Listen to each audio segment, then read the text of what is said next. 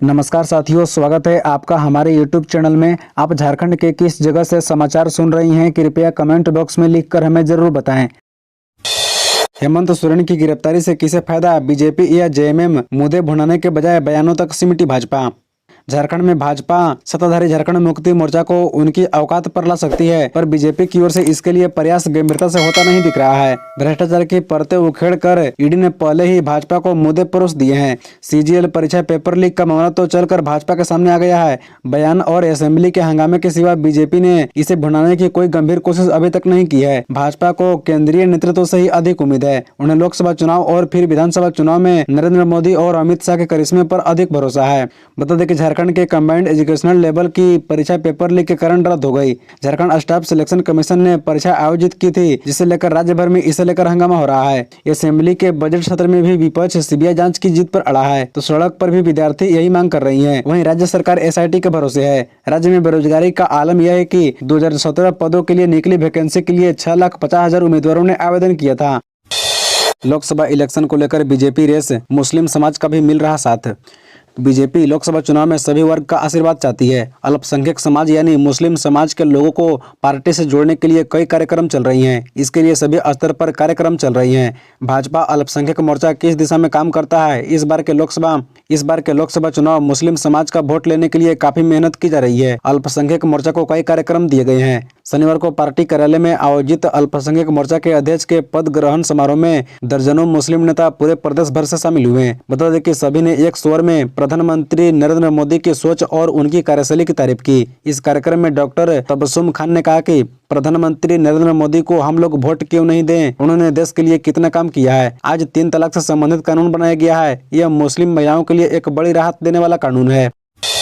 मानगो वासियों को मिलेगी जाम से मुक्ति। 1 माह में शुरू हो जाएगा मानगो फ्लाईओवर का काम, आमजन को मिलेगी राहत। जमशेदपुर के कदमा में आयोजित एक कार्यक्रम में स्वास्थ्य मंत्री सह पश्चिमी जमशेदपुर विधायक बन्ना गुप्ता ने अपने विधानसभा क्षेत्र के लिए कुल 6,21,63,000 रुपए की योजनाओं का शिलान्यास किया। इस दौरान कुल 120 योजनाओं का शिलान्यास किया गया, जिस पर 6.21 करोड़ रुपए खर्च किए जाएंगे। ये कार्य मानगो नगर निगम और जमशेदपुर अधिसूचित क्षेत्र समिति में होगा, जिसमें नाली, जन उपयोगी सड़कें और नागरिक सुविधा शामिल है। बता दें कि मौके पर बन्ना गुप्ता ने कहा कि क्षेत्र में नागरिकों के लिए 120 योजनाओं का शिलान्यास किया गया है। उन्होंने कहा कि जल्द ही पथ निर्माण विभाग की कई योजनाओं का शिलान्यास होगा। इसकी प्रक्रिया चल रही है। उनका पूरा फोकस नागरिक सुविधाओं पर है। मौके पर मंत्री बन्ना गुप्ता ने कहा कि जब मानगो फ्लाईओवर के काम के लिए डीपीआर तैयार किया गया था, तब विरोधी पार्टी ने कहा था कि यह योजना कभी धरातल पर नहीं उतरेगी। वहीं कई लोगों का कहना था कि टाटा स्टील इसके लिए एनओसी नहीं देगी। पर मानगो फ्लाईओवर का टेंडर भी हुआ और 1 माह के अंदर फ्लाईओवर का कार्य भी शुरू हो जाएगा और जल्द ही मानगो के लोगों को जाम से मुक्ति भी मिल जाएगी। धीरज साहू की राज्यसभा सीट झटक ले जाएगी जेएमएम, दावेदारी पर भड़का कांग्रेस का यह दिग्गज नेता। राज्यसभा चुनाव में सत्तारूढ़ गठबंधन की अग्नि परीक्षा होगी। इसकी वजह झारखंड मुक्ति मोर्चा और कांग्रेस की परस्पर दावेदारी है। कांग्रेस के राज्यसभा सदस्य धीरज साहू का कार्यकाल समाप्त हो रहा है। ऐसे में इस सीट पर कांग्रेस की स्वाभाविक दावेदारी बनती है, लेकिन झामुमो की भी नजर इस सीट पर है। झामुमो ने तो इसके लिए दावेदारी भी ठोक दी है। बता दें कि कहा जा रहा है कि गांडेय विधानसभा से इस्तीफा देने वाले झामुमो के विधायक सरफराज अहमद को मौका मिलेगा। पार्टी उनके त्याग की कीमत अदा करेगी। उल्लेखनीय है कि सरफराज अहमद ने अपनी सीट विपरीत राजनीतिक परिस्थितियों से निपटने के लिए खाली कर दी थी। कयास लगाया जा रहा था कि पूर्व मुख्यमंत्री हेमंत सोरेन की पत्नी कल्पना सोरेन को यहां से चुनाव लड़ाया जाएगा। हालांकि अब इस बात की कम संभावना है कि गांडेय से उपचुनाव हो। कांग्रेस के एक विधायक ने नाम गुप्त रखने की शर्त पर यहां तक कहा कि सरफराज अहमद को राज्यसभा भेजने का कोई तुल नहीं बनता। वे फिर से विधानसभा चुनाव लड़ लें। सीट कांग्रेस के खाते से खाली हो रही है, इस पर कांग्रेस का ही हक बनता है। हेमंत की गिरफ्तारी में बीजेपी की साजिश, चंपई सोरेन ने बताया पूर्व सीएम क्यों भेजा गया जेल। लोकसभा चुनाव की तेज हो रही आहट के साथ ही सत्तारूढ़ झारखंड मुक्ति मोर्चा ने आक्रामक रवैया अख्तियार कर लिया है। रविवार को मुख्यमंत्री चंपई सोरेन ने भी हुंकार भरी। सीएम ने कहा कि केंद्र की भाजपा सरकार ने पूर्व मुख्यमंत्री हेमंत सोरेन को साजिश कर जेल भेज दिया। उनके काम से इन लोगों को पेट में दर्द हो रहा था। बता दें कि अपने सरकारी आवास पर जुटे झामुमो कार्यकर्ताओं में उत्साह भरते हुए उन्होंने कहा कि भाजपा के पेट में दर्द को और बढ़ाना है। उन्होंने कई दलों से आए लोगों को झामुमो में स्वागत करते हुए कहा कि हेमंत की साजिश के तहत कई गिरफ्तारी के विरुद्ध आरंभ हुए आंदोलन का यह परिणाम है कि लोग झामुमो के साथ बहुत तेजी से जुड़ रही हैं। यह संघर्ष जल्द ही जन आंदोलन का रूप लेगा। बता दें कि सीएम ने कहा कि सामाजिक, आर्थिक, शैक्षणिक, निर्माण, गांव, किसान, युवा, शहर, सड़क, हर क्षेत्र में विकास कार्यों को सरकार आगे कदम बढ़ाएगी। आंदोलनकारियों की बदौलत हमें झारखंड राज्य मिला है, जिसके तरीके से युवा मुख्यमंत्री के तौर पर हेमंत सोरेन कार्य कर रहे थे। सुदूर गांव में भी हर घर तक योजना पहुंचाने का काम कर रहे थे। इसी को देखते हुए भाजपा सरकार ने साजिश के तहत उनको जेल भेजा। Cyber peace Ranchi cyclothon 2024 fake news और दुष्प्रचार के खिलाफ जागरूकता को लेकर आयोजन, सांसद संजय सेठ ने की सराहना।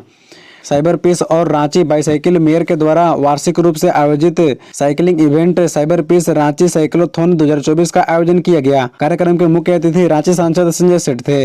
इस अवसर पर संजय सेठ ने कहा कि साइबर पीस का यह साइबर जागरूकता और हेल्दी भारत के लिए साइक्लोथॉन का आयोजन करने के लिए बधाई दी। इस आयोजन का उद्देश्य फेक न्यूज और दुष्प्रचार के खिलाफ तथा लोगों को गलत सूचनाओं के खतरों को महसूस करना और उन्हें तथ्यात्मक जांच के महत्व को भी समझने में मदद करना है। आज के समय में एक क्लिक से लोग सारी जानकारी ले रही है। जानकारी के साथ भ्रामक सूचना का भी प्रसार बहुत अधिक हो रहा है। बता दें कि साइबर पीस इस कार्यक्रम के माध्यम से समुदाय की सहभागिता की भावना को शारीरिक गतिविधि की शक्ति के साथ मिलाना चाहता है और एक सूचित और सत्य निर्देशित समाज की शुरुआत करने का उद्देश्य रखता है।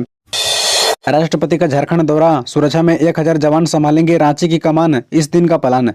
राष्ट्रपति द्रौपदी मुर्मू 28 फरवरी को रांची पधारेगी। सीजीयू यानी सेंट्रल यूनिवर्सिटी ऑफ झारखंड में होने वाले दीक्षांत कार्यक्रम में वह शामिल होगी। राष्ट्रपति के आगमन को लेकर रांची जिला व पुलिस प्रशासन ने सुरक्षा व्यवस्था चुस्त दुरुस्त कर दी है। एयरपोर्ट से लेकर कार्यक्रम स्थल तक करीब 1000 पुलिस फोर्स के अलावा 45 दंडाधिकारियों की प्रतिनियुक्ति की गई है। इसमें रैप, जैप, जिला बल, IRB शामिल है। इसके अलावा आधे दर्जन IPS अधिकारी, DSP और थानेदार को अलग से सुरक्षा में लगाया गया है। शहर भर के CCTV कैमरों को दुरुस्त करने की भी हिदायत दी गई है।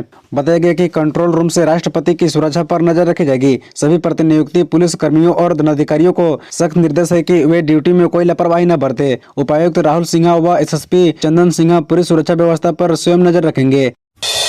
धनबाद में BCCL का फर्जी दस्तावेज देकर 6 लोगों ने बैंक से 82 लाख का लिया लोन।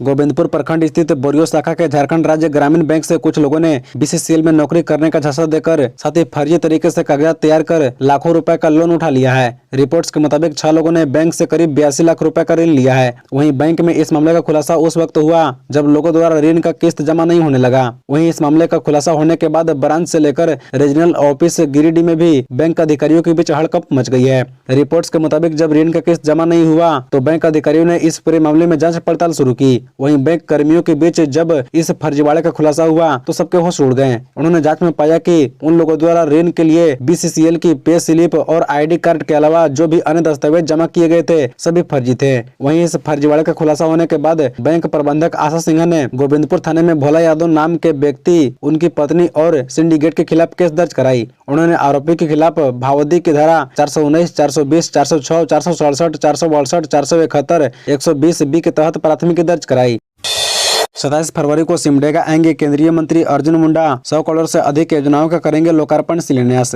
जनजातीय मामले एवं कृषि एवं किसान कल्याण मंत्री भारत सरकार अर्जुन मुंडा 27 फरवरी को एक दिवसीय दौरे पर सिमडेगा में आएंगे, जहां वे 100 करोड़ से अधिक योजनाओं का लोकार्पण एवं शिलान्यास करेंगे।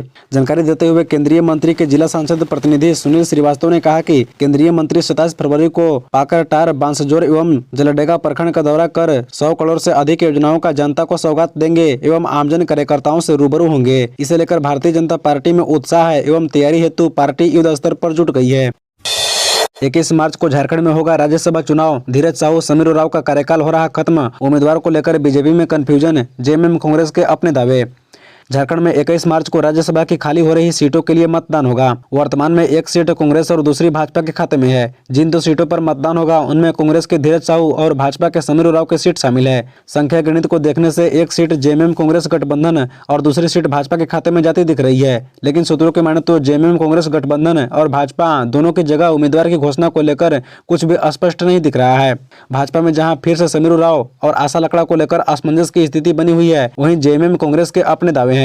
भाजपा के समीर राव राज्यसभा सदस्य के साथ ST मोर्चा के राष्ट्रीय अध्यक्ष हैं, जबकि आशा लकड़ा राष्ट्रीय मंत्री। वहीं सूत्रों के अनुसार JMM कांग्रेस गठबंधन में एक सीट पर दावेदारी को लेकर तकरार की भी संभावना दिख रही है। चंपई सोरेन सरकार में मंत्रिमंडल विस्तार के बाद गठबंधन में लगातार यह दूसरी तकरार होगी। ऐसा इसलिए कि गंडे विधानसभा सीट से इस्तीफा देने के समय जेएमएम ने डॉक्टर सरफराज अहमद को राज्यसभा भेजने का आश्वासन दिया था, जबकि कांग्रेस की सीट होने की वजह से पार्टी में कई दावेदार हैं।